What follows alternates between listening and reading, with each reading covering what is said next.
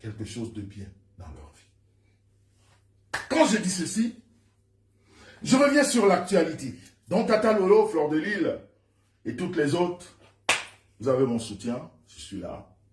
Je suis votre grand frère. Quand je peux vous aider, ne serait-ce que de façon morale, eh bien, je le fais volontiers. Encore plus pour Tata Lolo qui est rentrée dans la famille Bicork. Tu sais que avant je t'appelais Lolo, aujourd'hui je t'appelle ma belle-sœur. Donc j'ai le devoir moral, j'ai le devoir physique, eh bien d'épauler ma belle-sœur. Parce que je ne peux pas avoir ta petite sœur comme épouse et qu'elle soit joyeuse pendant que sa grande sœur ne se porte pas bien. Donc, c'est un devoir que je porte en moi. Tu peux compter sur moi à tout moment et à toutes les positions de ta vie. Je ferai ce que je peux faire à mon niveau. Voilà. Donc, on est ensemble. Donc, pour revenir sur l'actualité, comme je le disais, eh bien, l'actualité, c'est tout dit, c'est tout dit, c'est tout dit. C'est tout dit, enfin, enfin. Enfin, enfin. Enfin, nous sommes passés à Etoudi. Nous sommes passés rendre visite à la première dame. Je t'en prie, Tata Lolo, on est ensemble. Nous sommes passés voir la première dame. On a été invités. Vous avez suivi des polémiques.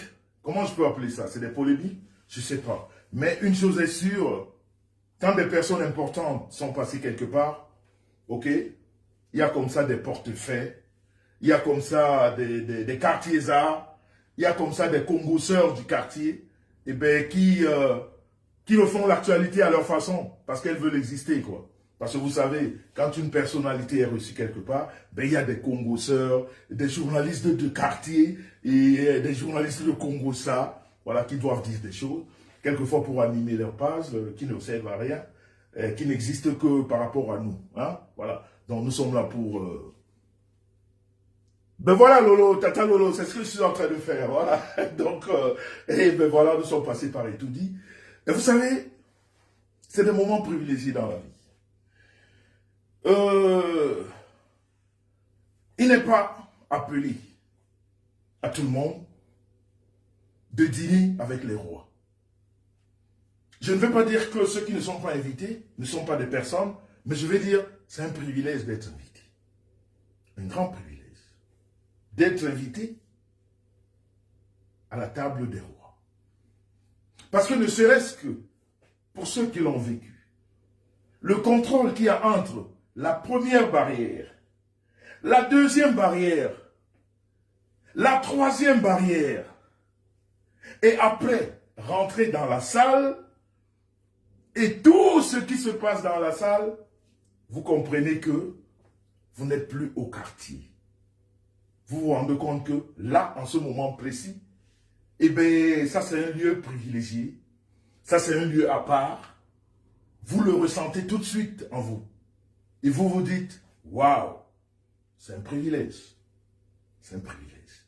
Parce que pourquoi c'est un privilège? Parce que, quand on vous envoie une invitation, parce qu'il faudrait que j'explique aux profanes, parce qu'il faudrait que j'explique à ces personnes qui sont au quartier, qui relaient des fausses informations, qui ne savent pas, qui n'ont pas la quintessence, même le savoir, même la connaissance de ce que c'est qu'une invitation présidentielle. Ça ne se fait pas au hasard.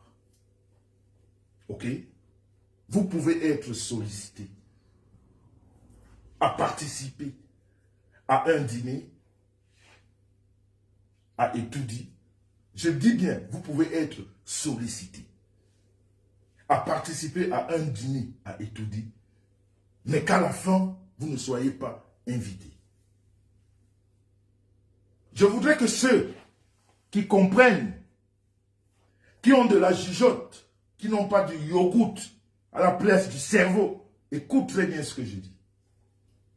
Tu peux avoir même une connaissance qui voudrait que tu assistes à ce dîner, qui voudrait que tu assistes à cette présentation de vœux, qui sollicite même ta présence, et qu'à la fin, tu ne reçoives pas de billets. Comprenez? Donc à partir de là, quand on est un peu intelligent, on comprend que être là-bas, ce n'est pas un hasard. Non. Et la deuxième chose, pour ceux qui ont de la jugeote, vous devez comprendre que quand vous êtes invité par le président de la République ou par la première dame du Cameroun, tellement ces personnes savent ce que c'est que le vivre ensemble, savent ce que c'est que la vie en société, quand ces personnes vous invitent, ces personnes vous remettent des présents. Il faut comprendre. Quand vous êtes invité par le président de la République ou par la première dame, vous ne sortez pas de ce lieu bras ballants. Non. Non. Non. Quand vous rentrez là-bas, vous sortez les bras et les mains pleines de cadeaux. Parce que ces personnes, parce que la première dame, parce que le président de la République honore déjà votre invitation et vous donne le plaisir et vous rend ce plaisir dont vous aviez eu à venir là, en chargeant vos mains. Donc si quelqu'un, une fois, vous a dit que j'étais à Etoudi, et vous a pas montré un cadeau d'Etoudi, c'est qu'elle n'était pas à Etoudi. Les personnes invitées dans le cadre d'une présentation de vœux ou d'une fête ou je ne sais pas quoi à Etoudi ne rentrent jamais les bras ballants. Non, vous rentrez les bras chargés. C'est pour vous dire l'honneur que la première dame ou le président de la République vous fait quand on vous invite. Et l'autre honneur, encore, c'est quoi? C'est que quand vous êtes invité par la première dame vous serre la main. Vous ne restez pas loin.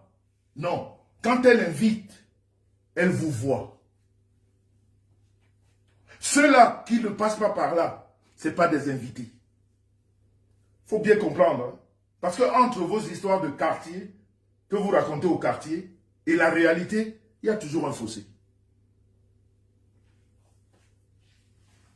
Le protocole présidentiel, le protocole d'Etoudi exige que si le président de la République ou la première dame invite 50 personnes, ces 50 personnes passent devant la première dame en lui disant bonjour et merci pour l'invitation, que Dieu vous protège, que Dieu vous donne encore beaucoup de grâce, que Dieu vous donne de la force, que Dieu. Vous passez devant elle à lui dire cela. Comprenez? Donc si vous êtes 2000 personnes invitées, la première dame prendra le plaisir de serrer la main à certains et de faire des accolades aux autres. Ça veut dire que son parfum reste sur ta joue. Vous avez remarqué qu'elle ne fait pas cette bise ou cette accolade à tout le monde. Il y en a qu'elle tend la main, il y en a qu'elle fait des accolades et il y en a qu'elle permet de discuter. Mais comme vous êtes des quartiers-arts en manque d'arguments, vous commentez les images. Vous commentez ce que vous ne savez pas. Parce que je suis sûr que dans vos vies, dans vos familles, personne n'a jamais même pensé à être invité de ce côté-là. Mais vous pensez, vous réfléchissez sur des choses que vous ne connaissez pas. Vous parlez sur des choses que, si Dieu ne passe pas par vos vies, un jour, vous ne serez jamais là-bas. Parce que là-bas, c'est la table des rois. C'est comme devenir président de la République, ce n'est pas un hasard. Avant même qu'on ne te choisisse dans ton pays, Dieu t'a déjà choisi quelque part. Donc ce qui se passe dans ton pays, c'est juste la manifestation de Dieu. C'est juste ce que Dieu avait planifié pour toi. Et que les hommes manifestent et que tu deviennes, on dit voilà, le président. Mais Dieu t'avait fait Dieu t'avait fabriqué président. Quand tu es né, quand il t'a donné le souffle de vie, lui, il savait que, il sait à cet instant T que cette fabrication qui s'appelle Paul Biya Barthélemy sera président de la République. Mais nous, les humains, nous allons découvrir ça des années, beaucoup de temps après. C'est pour ça qu'on vous a toujours dit que le temps de Dieu n'est pas le temps des hommes. Donc quand vous vous retrouvez à la table des rois, ce n'est pas un hasard. Ce n'est pas le quartier. Non.